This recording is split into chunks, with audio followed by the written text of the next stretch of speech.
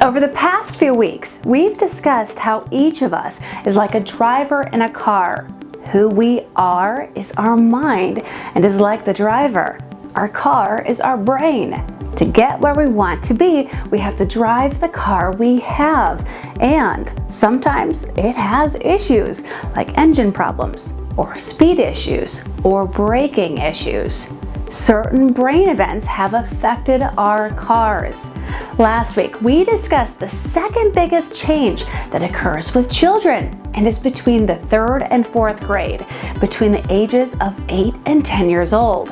3rd graders are basically intrinsically motivated to achieve a reward.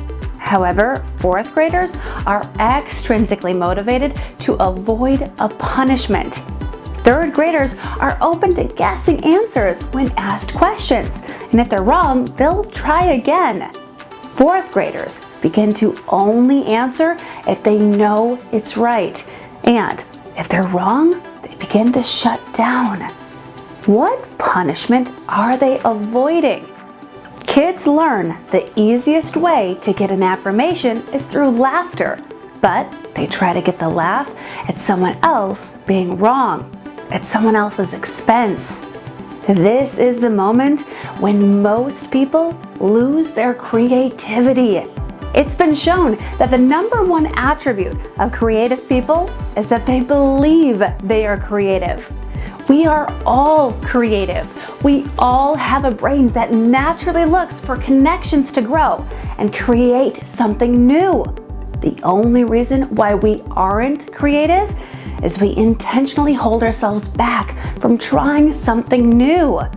I noticed on our home team that both of our older boys, when they were in 4th grade, was about the time when they stopped looking to their mentors for affirmation and began to look to their peers for affirmation. Suddenly, what a classmate thought was more important than what a teacher or parent thought. And I get it. There are many more classmates than there are teachers, and the teachers don't really want to become their friends. This was especially true when our sons would see a group of kids hanging out or playing together. They began to want to do whatever it would take to get into that group.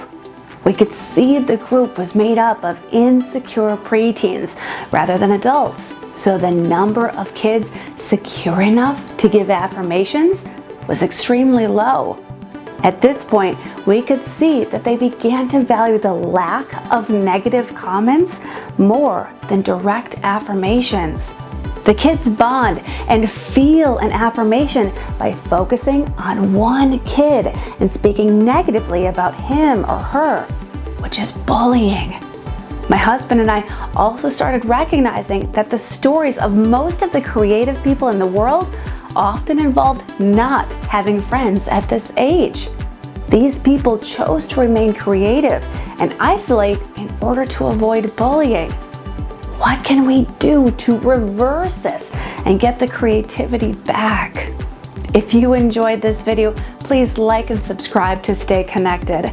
Thank you for letting me share my leadership thought. Have a great week.